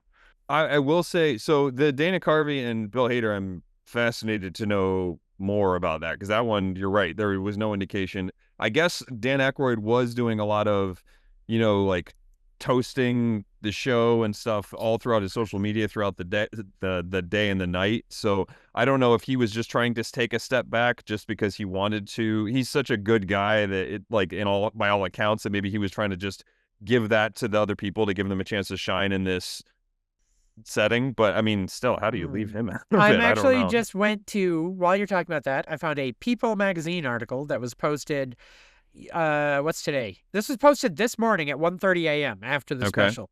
It's 50th special cast members who weren't in attendance and why. Many notable names were absent from the 50th anniversary special last night. Let's detail what we know and why they weren't there. I am Mhm. reading, this is literally just me reading a People magazine article that I just found while Yep. we were talking about this. So, to your point, yes, Dan Aykroyd, I think, was genuinely just unable to make it. He has been posting, they even say, here's like 3 Twitter posts Yep. about him saying, these are the comedy stars of past and present. I love this show. I'm so proud of everything we've done. Cool. Okay, fair enough. Mhm. To Bill Hader's credit, I didn't watch this because I don't like the Californians. He did show up for a Californians reunion Volkswagen commercial. Yeah. I didn't They watch it. put. I've never liked the I Californians. think they ran it during the red carpet. That's when Okay. it aired. Okay. So interesting that Dana Carvey wasn't there because he was just on this entire past season as Joe Biden. Right. And he was so good. And he did a church lady. Like it just, it Yes. was. He has not posted anywhere about the show, Okay. good, bad, negative. He has not said a word. Colin Quinn wasn't there. They didn't say why. Looking That's at interesting. Garrett Morris was obviously there briefly. I'm looking at a couple of other things. It doesn't say, oh, and it says Bill Hader. This is the interesting thing. Did you see the Bill Hader reply? I just lost it. I got to get back. Here No, we I go. thought I heard all I saw on, I was just briefly looking through Reddit that he had some sort of scheduling conflict, but I don't know what that would be. According to random news source that people cited that I don't know, Hader, Yeah. who was on the show for 8 years, replied to his invitation with, quote, a polite decline. Mm. So maybe he was just busy. But it really felt odd. And to the thing we talked about, mashups, when we got to Update, I love that they mentioned Norm and he got a little in memoriam on Update. I was so ready for Update to be more of a celebration of other Yeah. Update anchors. I was ready for more than just Bill Murray doing the list. I loved the list, although he stole our fucking bit because we did that in our last episode. They heard our podcast, and that's when they wrote it. They Clearly, stole our fucking bit. That clearly, but Bill to Murray's that, never been doing lists, right? Like also, he didn't do that 40 years ago. right, exactly. Also, his rankings were terrible. I would like to know. Jokes aside, the Brian Doyle Murray joke up top was funny. They didn't mention Brad Hall or Charles Rocket, and they put Dennis Dennis Miller Miller at at 7? seventh. I was like, what is this? But Yeah. I don't know what we're skipping because we're already talking Update right now because this is all tying together. No, But what did this we? was after the short. We're Was it we're after still the in short? Okay. Yeah, we're in chronological. So we're at Update now, right? I didn't Yep. go out of order. Okay, Correct. so we're a lot of so everything we just ranted about is in chronological okay order. Exactly. That's fantastic. Any other thoughts on Update though? Because this actually just says to me, they even made a joke about, Shay, Joe's tenure, and this and that. I'm ready for those two to be done. I want new blood on the Update desk so bad. They feel tepid. It feels samesies. I want new blood. I know we're not getting it anytime soon. Yep. Any other thoughts on the Update segment for this show? I'll do 3 thoughts or 3-ish thoughts. One, I thought I know everybody liked the OJ joke that Che had. I actually thought the stagehands getting pardoned on January 6th was That really was funny. great. I That thought that was was a really great. funny Yeah, that joke. was a I was good like, one, all right, yeah. I'll give Che that. I thought that was a really funny joke. And great pairing. I mean, we both like Bobby Moynihan a lot anyway, so That's to why have I wrote God, I love Bobby Moynihan earlier. drunk Yeah. uncle be the, be with the girl you don't want to have a conversation with at the party, which is probably Cecily Strong's strongest character. Yeah. I think throughout on SNL. So it's a great kind of fun premise to put all together. I will say I don't like the best friends growing up. Even though it was I've never liked that. it was as little as I like that premise, to at least sort of put it towards Lauren was kind of funny, but not. Also, this now ties into a point I will keep bringing up. With the lack of classic stars who are here, they overuse the people they had available. Overuse of Kristen Wiig. Armisen. Good Overuse Lord. of Fred Armisen. Yeah. Overused of the people they have. Meanwhile, Will Ferrell's there and he's in 2 sketches. So why did I Kristen Wiig and Fred Armisen show up 5 fucking times? So Vanessa Bayer wasn't in anything else. That was the only other thing I could think of. I don't think, unless I saw her in. Sorry, I forgot Maybe Vanessa Bayer. I was thinking of that as Kristen Wiig, actually, so that's why I brought No, that up. that's That's Garth my and Kat. apologies. That's I the other forgot. one that sucks. I forgot. Yeah, I So forgot. that was the only reason I thought maybe they found a way to work that in, because I think Vanessa I Bayer like Vanessa deserves to Bayer. be in this, and I really like a lot of stuff she's done. But so I got curious, and I'll try to get not to get too far away from it. I went back and watched the 40th weekend update. I watched the 40th bits. And the way they did it, to remind everybody, it was Tina, Amy, and then Jane Curtin. And it was basically, read a joke, read a joke, read a joke, and then, okay, let's toss to this person really quickly for this, and it was Emma Stone doing Rosanna, damn it. And for like a minute, not even, it was just she was basically just doing the bit. I didn't like that part of it. I liked what they did. I didn't like the celebrities doing impressions of like, let's do Emma Stone as Gilda Radner. I was bothered by that. I thought it was weird and wrong. But I would agree with that. I appreciated the pacing of it. I did feel like that we could have used something that was a little more, maybe we could have thrown in, this is another perfect mishmash, which they did, to their credit, with Girl You Wish Hadn't Started a Conversation With at a Party. God, that takes forever to say. And Drunk Uncle, like, at least they mishmashed that, but could we have had one more? Like, I was honestly waiting for the drunk girl, the Jeff Richards drunk girl, to show up in the middle of that. I really thought they were going to do all three. I thought they were going to do all three famous drunk characters. But or the other thing that would have been kind of like, is there a way that we can go off of Lauren's best friends from growing up? If we have to have that in there, those two, get like Spade in there or get Kevin Nealon to do a Salone, like get one Where other was part Kevin of it. Nealon last night? I know, yeah. Fuck, I didn't even think about that one. I want to dial back to, I watched that sounded really fun. Well, Randy, I watched, no, so you can't, what kills me is I will continue to harp on the fact that the strongest special they ever did was the 25th. But because of rights issues, you can't find it in one place. But I have found parts of it across 5 different places.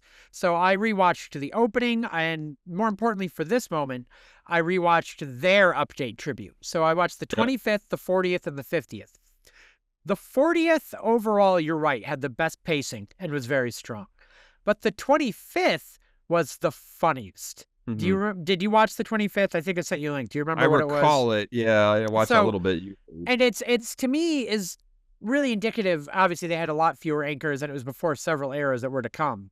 Because I think that happened in the Colin Quinn era. So it was not as many people. Sure. But they fade up, and it's Chevy Chase opening, and it's just him on the update desk, and he hits his "I'm Chevy Chase and you're not." Everybody chuckles, and he goes, "A lot of people think, I did update the best." And who am I to argue? Of course I did. I started it. Dennis Miller walks out, and this is before everyone had turned on Dennis Miller, so everybody was very happy to see him, and everybody cheered, and he hit the line of like, "No, it's, you may have, impregnated her, but I stayed with her. I married her. I loved her." And then, I'm the best. And then Norm walks out, not in a tux. They're all in tuxes. And Norm walks out, and he goes, "Hey, what's going on? I was just walking by, and I saw everybody here. I was on my way to," and then they're like, "Norm, didn't you get invited?" He was like, "Yes, my invitation." Because this is within a year of him being fired. Yeah. And this is before Eddie Murphy had made amends with the show. He goes, "Nah, actually, on my way to Eddie Murphy. He's having a viewing party. We're going to make fun of the show." And I was like, it had the right amount of bite for an update. And I don't know, it was the personalities. I really loved that tribute to just the personalities of update at the time.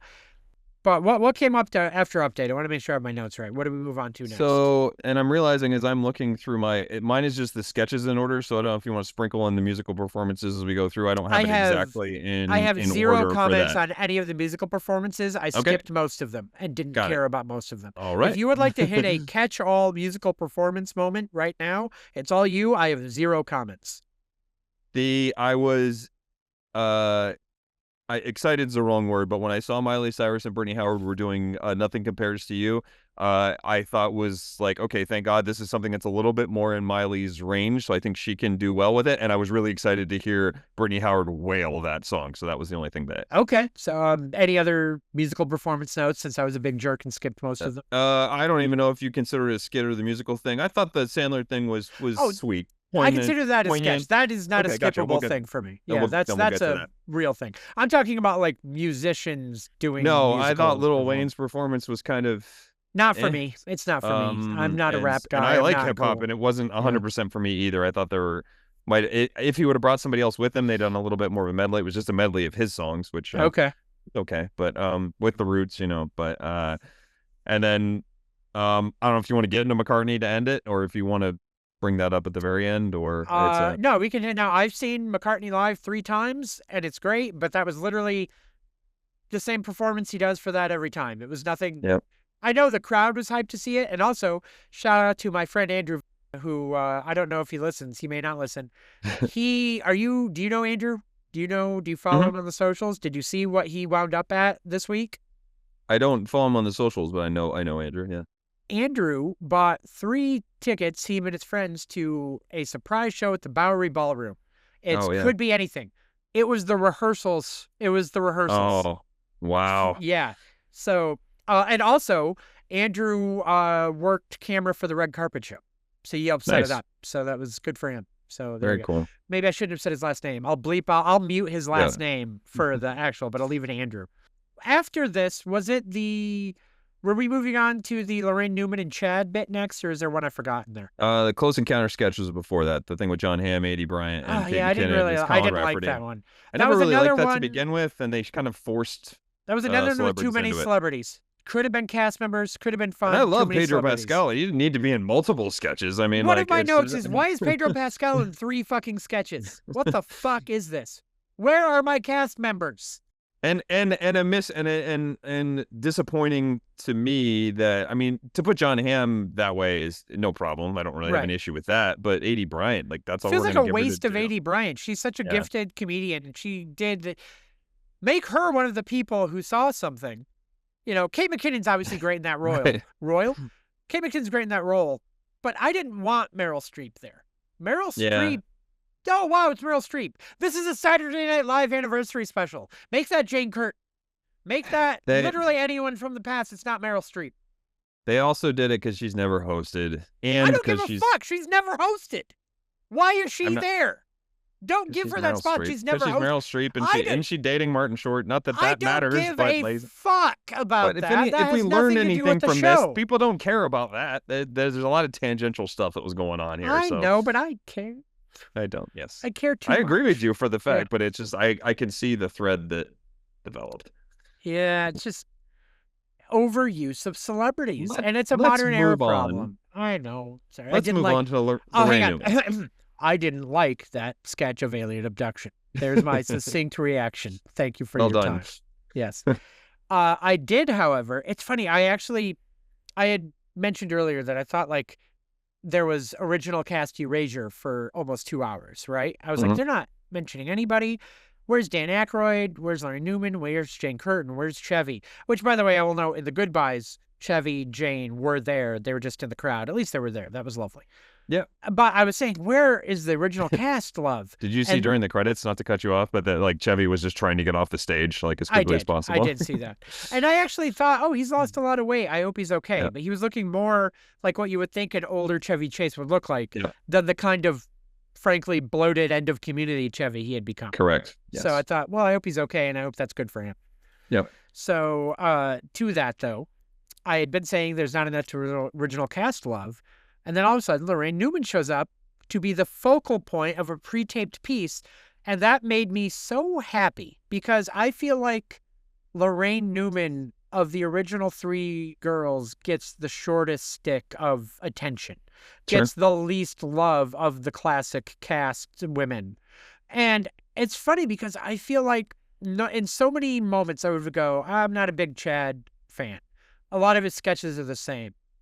But this one just fucking worked for me, man. The way it worked, the pacing, the editing, the way it all played together with her and the performances, I liked this a lot. I thought this was quite good. I wish there had been more of these things. Yes. So, that's why to break it up a little bit, like I wish there had been a way to maneuver some of this in, because it did, it gave Lorraine Newman her flowers for a little bit. She didn't have to dive into a character, which she really just had kind of the Valley Girl, which wouldn't have made a lot of sense, or, some of the other, I mean, maybe a Conehead or something like that. That's but, why she was so strong in this. You're right. Because it was just her being a good actress for this. And Yep. you're absolutely right. Yeah. I liked it too. Yeah, I thought it worked really well, and it didn't. The thing about Chad is it can be sort of, they have drawn a lot of mileage out of this very one note thing. So I maybe it's a credit to, I always think of the Julia Louis-Dreyfus one, but where he's the pool boy. But this I thought worked pretty well. You're always riding the line between polite smile, chuckle, and audible laugh, right? you can be enjoying something without laughing out loud genuinely. You Yep. can be Mm-hmm. chuckling and sighing and laughing. I always like to take note of a genuine, like, proper audible, laugh out loud moment. Yep. And when she went, if this was 40 years ago, I'd be riding you like whatever. And they just cut and his clothes are already off. Yeah. And then she went, but I've matured. And they cut and he's already got his pants back on. I laughed. Yeah. And because the way he did it was like, oh, no. And I laughed at that proper. I was like, no, that was really Yeah. good timing and pacing. That was great. And I appreciate that. And then was the Sandler song after this? Or was there something in between? Sketch wise, there may have been a musical performance. I think you're right. I think it was Sandler then, because they were, yeah, because he, and the reason I I think thought that's that it. Yeah. is because it was this last hour where they started doing more of what I'd wish the rest of the show had been. Because Mhm. they did the Bronx Talk where they put the coffee talk with Mike Myers in there, and I know that's Yep. later. They started referencing other cast members. They did the tributes. They did the bit. It felt more in this last hour of what I'd wanted the rest to be. Sure. And like the fact that they went to talking the Sandler song about the cast and they led off with a picture of Dan Aykroyd in that third hour was actually when I realized I hadn't seen it. Yeah. Because they went to the close-up and they're like, and the original cast is the best, and that frame up of Aykroyd, it's Fred Garvin. And I just paused and I went, where the fuck is Aykroyd? Yeah. Like, it dawned on me. It's like, why the fuck haven't I seen Dan Aykroyd? And it really got to me. And that's when my wheels started spinning. Ironically, this song highlighting all the people of the cast who they love made me be like, where the fuck are these people? We always say that in that 1981 to 85 era, you had obviously Tippy Top Eddie Murphy. Then you had Joe Piscopo, and they were the two who, didn't get fired after the 1980-81 season, and then they moved on for blah, blah, blah. I have always said, and this isn't a bit, that maybe just because he was in the Police Academy movies or because he has a unique name, the other person everyone would always remember, even if he wasn't a megastar, is people would always be like, oh, well, that was the one with Tim Kazurinsky. Yeah. And then he got a name drop in the Sandler song. And Yep. I just thought, I'm happy that Kazurinsky got mentioned on the 50th. No one could remember a sketch he had done. No one will remember a thing he really did on the show. But if you needed to mention someone from 81 to 85 who's not Eddie Murphy, Joe Piscopo, or I guess Julia Louis-Dreyfus before the celebrity year, Mm-hmm. Tim Kazurinsky's your best bet. And I'm like, good for fucking him. Honestly, that's all it was. Good for him. Yeah. But what do you got for the song? It's it very much echoed the a little slightly more upbeat than but the Farley song when he hosted, right? Like it had that heart to it. You can tell, like, I mean, it's every time I hear anything about Sandler, all you ever hear is he's like the best dude, and just you see it come through and that type of stuff. You're like, man, to give the shout out to, like, you could tell that he feels really just tied to the family and the brethren and all the people that have been there on that stage and have performed, and not necessarily with him in a cast or in a sketch, but he understands what that is and he's trying to convey that, and he does this in just very like heartfelt kind of way. It really came through. Poignant, I think, is the best way I can describe it. Like it was nice. It wasn't anything that was overly over the top hilarious or anything, but it was just nice, and you felt Sandler's heart come through with it. I enjoyed without laughing or whatever. Like that was I got the I like it. You're absolutely right. the warm feel, the warm fuzzies. That's the word I'm 100%. What was after the Sandler song? My notes are getting a little messed up here. This is for what I had. This is where the Mulaney Broadway bit, okay. the New York thing came in.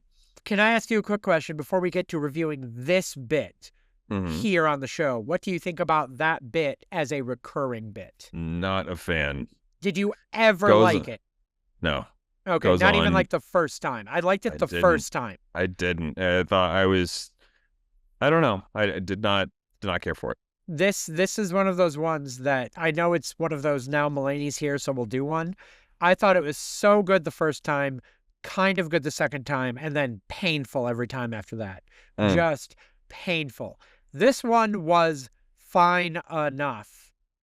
I But like the framing of this one better than any of the other ones. I'll put it that way. yes, yeah, that's I think maybe what I was going through when I say I think this is fine enough. But I definitely just wrote as one of my notes, I wrote, this musical sketch is played out, but then G.E. Smith showed up to play guitar, and I thought, Right. okay, maybe I may. This is another indicator, and I want to talk more about the actual breakdown of the sketch, but I'm going to skip Hmm. right to the end because it ties into the goodbye stuff we've already talked about. When they did the everyone who was in the musical sketch big cast number at the end of this sketch, it was not exciting because it was so Yeah. many people we'd already seen 10 times. And it Yeah. was more just of the same celebrities we've already seen. And it was half the people we'd see in the good nights. And I was like, this isn't the show stopping moment you might think it is, because I'm already bored of a lot of what I've seen here because I've seen these people 15 times. It's very Seeing them true. on the screen together isn't a special moment right now. But Yep. but breaking down the actual sketch, I did think it was clever to go through the eras of New Hmm. York. And it's great to do something to New York as, like a tribute to New York as like the extra character in the show, which it often is, and is Sure. a great indicator of, and it's great to play tribute in that way. It also, I think it helped move it too. The Hmm. fact that it helped keep it going, helped making everything kind of move along. So that's where I don't like about the other sketches in this regard is it's just one long giant musical number. So I appreciate that they're moving kind of the set pieces are changing, they're continuing to move on. I loved the Nathan Lane bit. I thought that was really funny, a very That was the quick best one. throwaway, but like The best one of I I those bit. Yeah. I very much enjoyed that part of it. Any other thoughts on this musical thing before we move on to the next? Because I don't have a lot else to say on it. No, I think I texted you about it. Having it starts with, Mulaney, it's in the 70s, right? And he's at hot dog and heroin, I think, Yeah, to yeah. Spade and Pete Davidson. I did like about 70% of the way through the sketch. They just acknowledge that Spade's not there anymore, and they I go, laughed at that. "Where They're did?" like, he And sat they cut down. to Spade, and he's like, "I'm done." Like Yeah, I I was like, did. "That's." He's like, "I got the idea." That I was good. was you can I can be sort of hit or miss on some of the stuff that Spade does, but I was like, that's a really good like that fits him really well and almost is like something he would do, and it fits in with some of his characterizations. So just that where he's just like, no, I'm not going along with your nonsense. So it was I thought that was amusing. It's a good line. Agreed. Agreed. Next, a bit that I thought was very clever, unless I'm missing something, it was next. They did another montage and they teed up like it was going to be the classic in memoriam, like they had Yeah. done on other shows for all the fallen cast members. But instead, it was an in memoriam on things you can do in comedy. Right. And I just thought that's great because how do you work in a lot of those very funny bits that, as they said, you laughed at them, we laughed at them, but how do they play? I thought that's clever. I Isn't this liked really that a your lot. fault? Yeah, Yeah, like I it thought was that was a great. really good turn from Hanks too, because Yep. he sold it in the first 15 seconds of it, where you really thought that it And was then going to the be fact that he was in several of the bits where I'm right. like, I forget his like Pakistani, jewelry guy. He's like, hey, you got Yeah, that? It's like good deal or questionable whatever. Yeah, accents. And it's like, yeah, I did note that I wanted the one note I had, aside from enjoying that bit as a whole, when they got to the questionable makeup bit, which was all blackface and brown face and Asian face, and yep, they blurred out all mhm, of them, my note yeah, was, here's the thing about that. I know for a fact that 2/3 of those were Billy Crystal and Dana Carvey yeah, because they did a lot of brown and Asian face. It yeah, was now, Dana Carvey did as late as 1999 when he was hosting his old Asian man character, and it is uncomfortable to watch now. And I don't yeah, think it was all that funny then, but now I'm like, oh, Dana, let us not. yeah. It was Scared Straight after that, or am I skipping something? That's when I think Bronx Beat goes after that. Oh yeah, I Yeah, I did. I mentioned it briefly earlier. I was never a huge Bronx Beat fan, but I loved what they did with this because it was quick and they brought in Linda Richmond, Mike Myers, Coffee Talk. It was a yep, great mashup. It was very fun to see that. And considering that I didn't think Mike Myers was there based on all the other people who weren't there, right. it was like, oh, how nice to see him.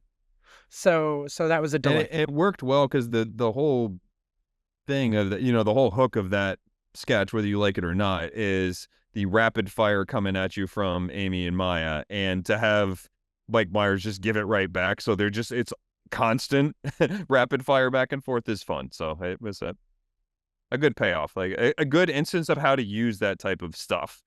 Whereas it may not have been perfect, but it was a good use of multiple characters.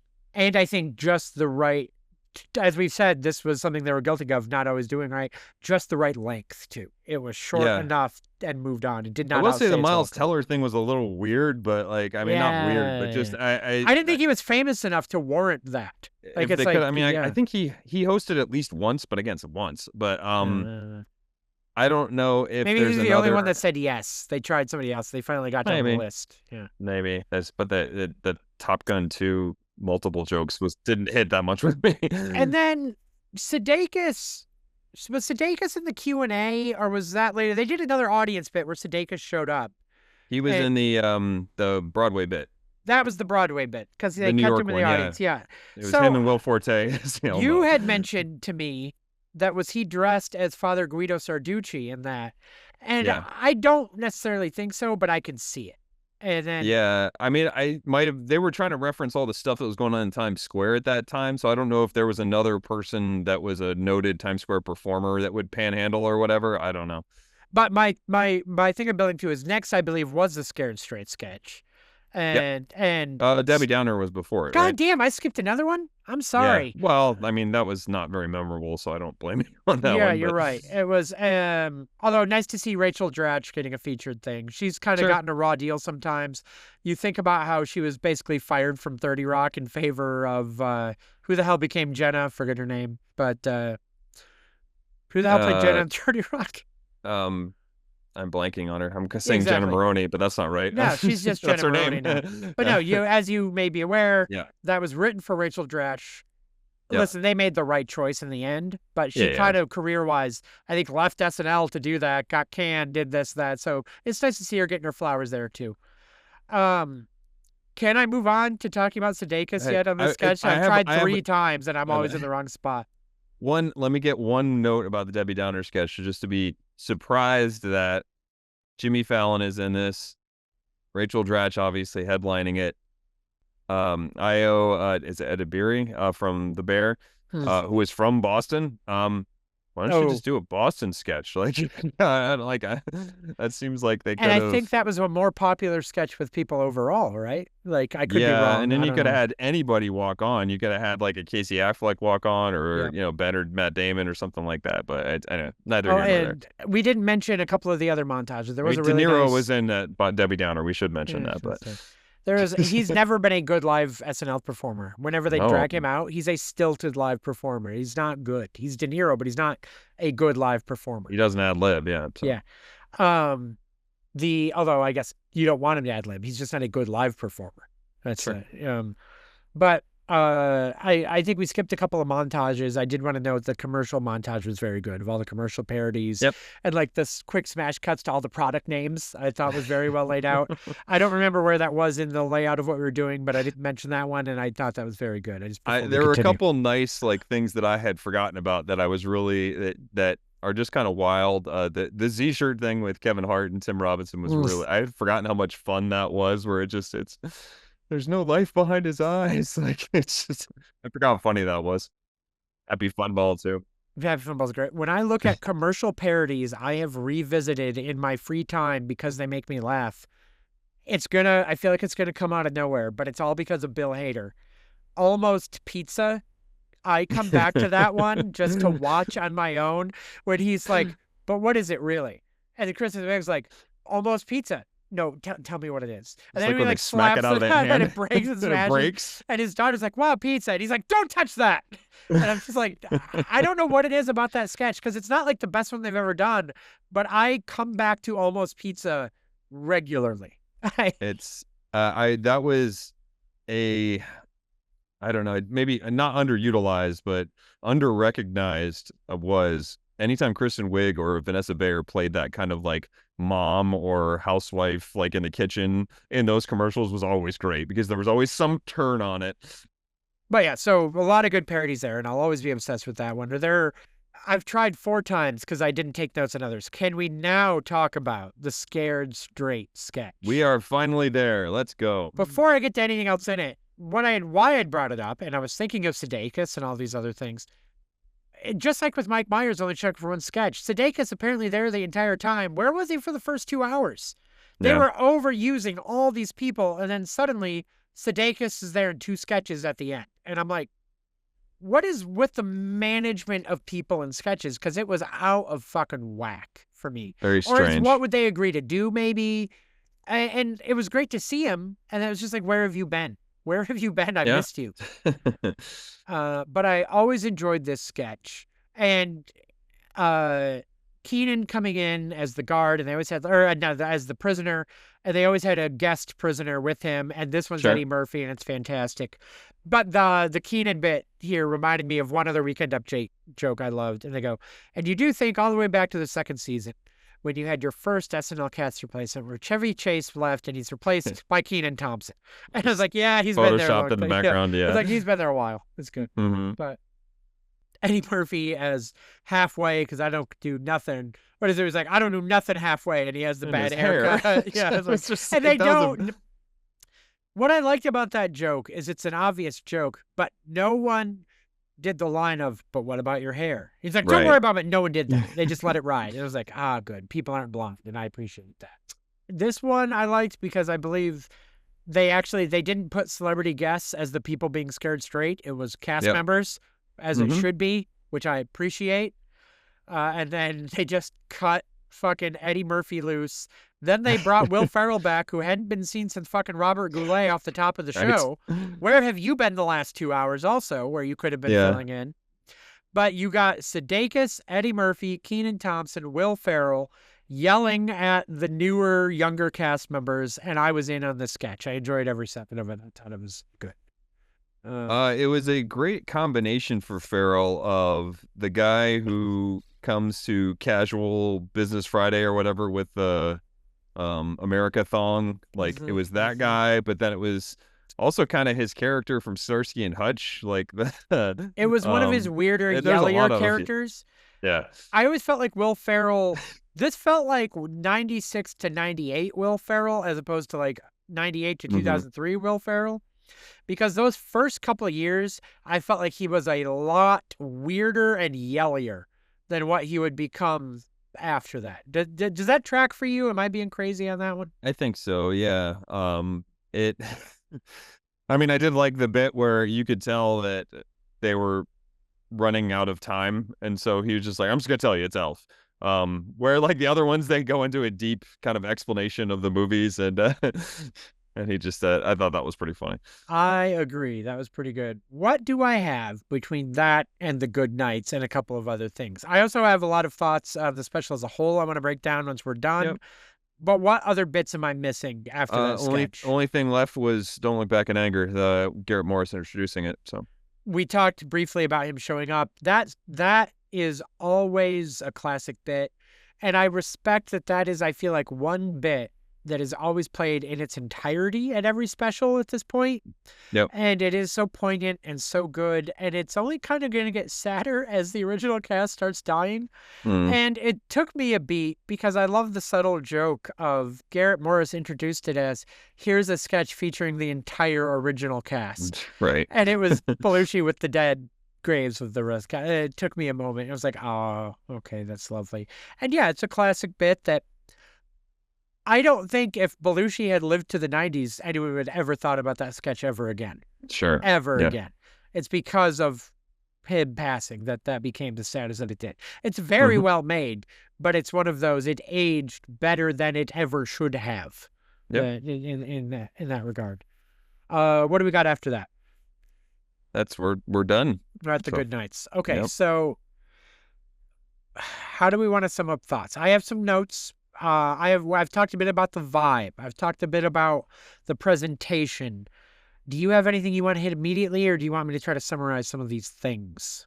You summarize yours. I kind of hit mine along the way, but like you go first, and if I have any other things to tag, I'll tag. So what I think I found so interesting about this special, which I will say, as much as I enjoyed, I think is the weakest of the 3 big anniversary specials.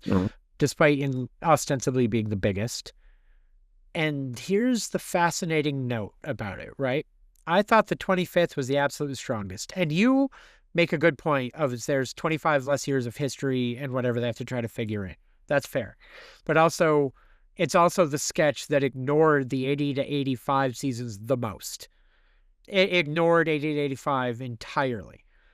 Eddie showed up, the thawing of the bad vibes. He would host after the 40th for the first time in years with a great gig, and it was nice. He just introduced a montage at the 40th. Hmm. Wasn't in any sketches. Here, he's in multiple sketches, and he's great.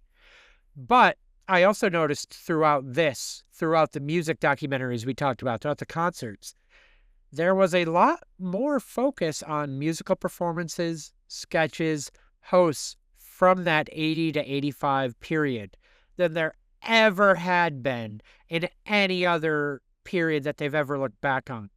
And I just think, did the quality suffer accordingly from them paying extra time to those 5 years? Or is it just the bloated nature of what they're trying to do? Because we're finally kind of giving due to anything in those 5 years, and it feels weaker. And I'm like, is that Yeah. just because of what that is? I don't know how to frame that. Do you get what I'm trying to go for here, even if I'm wrong? That we ignored those years. We're finally focusing on those years, and I'm like, I don't know how I feel. We're trying to like, yeah, retroactively give it its due, but in Yeah. that sense, we're almost throwing too much in there. I don't Yeah. know. I don't know how I feel about that. And then at the end of the day, yeah, where was Dan Aykroyd? Where was Kevin Nealon? Where was Dana Carvey? Where was Bill Hader? Where was Phil Hart? Oh no. Oh Mm. no. Sorry, I Yeah. made myself sad. Um, where was Dennis Miller? Where was Colin Quinn? Where was, so many Jane people? Curtin. I mean, she Jane was, Curtin was in the good nights but waving. that's it. Yeah, Holding up a picture of Gilda. That was it. yes, and it was so odd to me because like when you cut to the crowd at the 25th and the 40th, you cut to the crowd and you saw so many cast members and you Yeah. saw so many hosts. You cut to this crowd and you saw so many celebrities. Hmm. The only cast member who I was so happy and I popped and I got excited, and who knows if he was really sitting there, was Tim Meadows, who got one Q&A line sitting behind Steven Spielberg and Cher. And I just thought, fuck yeah, Tim Meadows. I love that you're there because I love Tim Meadows. But who knows if that was his real seat? They'd have been like, go sit there for the bit, now get out. Yeah. So it was interesting to me. The cast and the legacy of the show weirdly felt devalued for celebrity bits. And that, ironically, is the criticism, I think, of the modern era of the show. So maybe this is a perfect modern retrospective for what the show has become. I don't know. I don't know what to say there. Am I barking up the wrong tree? I'm going to keep talking till you cut me off or Are tell me we I'm, no no yeah. are we too reliant nowadays on callback on the moment where it's become probably in the last decade or so where it's the more important thing to have the person who as you're doing the impersonation of shows up in the sketch or things like that. So maybe that mentality is not giving us the chance to give things their due because we're just trying to pump up something. It's member berry type stuff, right? Yeah. So I don't know if that is, and again, I think that all comes back to I'm making the same point that there's just so much to delve through. So it's a lot to push into. One thing I really missed, and they did it awesomely in the 40th, so maybe that's why they didn't want to do it again, is just some sort of musical medley. I really, Mm-hmm. really enjoyed that in the 40th, where Mm-hmm. and they went everywhere. They did like Dana Carvey chopping broccoli. They cut to Piscopo as Sinatra. It was a lot of different things, and I wish If they you had something want like that, go watch that documentary that you didn't watch. That's what that that. Oh, okay. is. That's 2 hours of that. So Yeah. if you want that, you genuinely have a full feature-length film you can watch of that, and I'm not kidding. And maybe and Go check maybe it out. maybe that's the difference here is that they knew they had so much ancillary programming Then why did they that waste 4 hours on that other thing? Holy shit. Sorry, that still bothers me. I Sorry. get it, Yeah. but I mean, it's the idea that we can kind of lay this out how we want to, try to push as much into it, and whatever people think we left out, we can just kind of point to, honestly, Peacock and say it's right there. You're right. Which is kind You're of a right. cop out, but like I actually I saw. they can do that. We'll start to wind this down, and last thought on that is I did see a lot of social media from older folk, admittedly, who aren't maybe as tech or internet savvy. A lot of like upset people on YouTube clips and Instagram clips being like, why can't I just watch this on NBC? I don't want Peacock. Why can't I watch this concert? Mm. It's so important. Why can't I see this?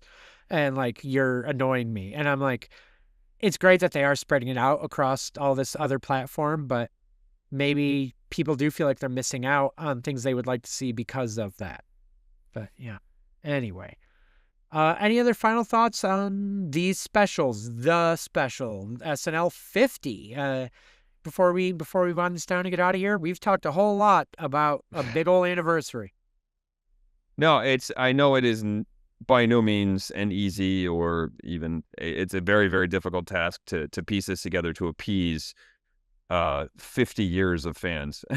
And just because Mike and I are saying we're, or I don't want to speak for you, but like a little underwhelmed by this, or there were parts of it that were not our favorite. That doesn't mean I don't recognize the effort that they tried to put into it. But I think I'm with you. I would rather go back and watch the 40th to see some stuff that really brings me delight. Although this succeeded in giving me some moments that I enjoyed. I will go by saying if I'm going to have an MVP, I think I give it to Eddie Murphy for this. Yeah, agreed. And yeah, probably, I don't know, is Will Ferrell is in there, or yeah, but I think Eddie's two sketches that he was in were two of my favorites. Yep. He's still a very gifted performer. Let's have him host the show again, because it'd be probably real damn good. Mm-hmm. But with that, we will wind this down for this week. Next week, we are going to draft our cast with a lot of people who were not on this special. We are going to go one-on-one and see who we can pull from the pool to battle to SNL All-Star Cast Supremacy. But if you like the show, make sure to like, subscribe, leave positive reviews, leave those 5 stars on your podcast provider of choice, leave those positive comments. Wait are these guys friends on Instagram, TikTok, Mike Barcode on Instagram, TikTok. Wait are these guys friends at gmail.com if you want to have a longer discussion. I never remember to check it, so really just leave a comment somewhere. But Randy, as always, I will give you the final word and we'll get the hell out of here. Goodbye, everybody.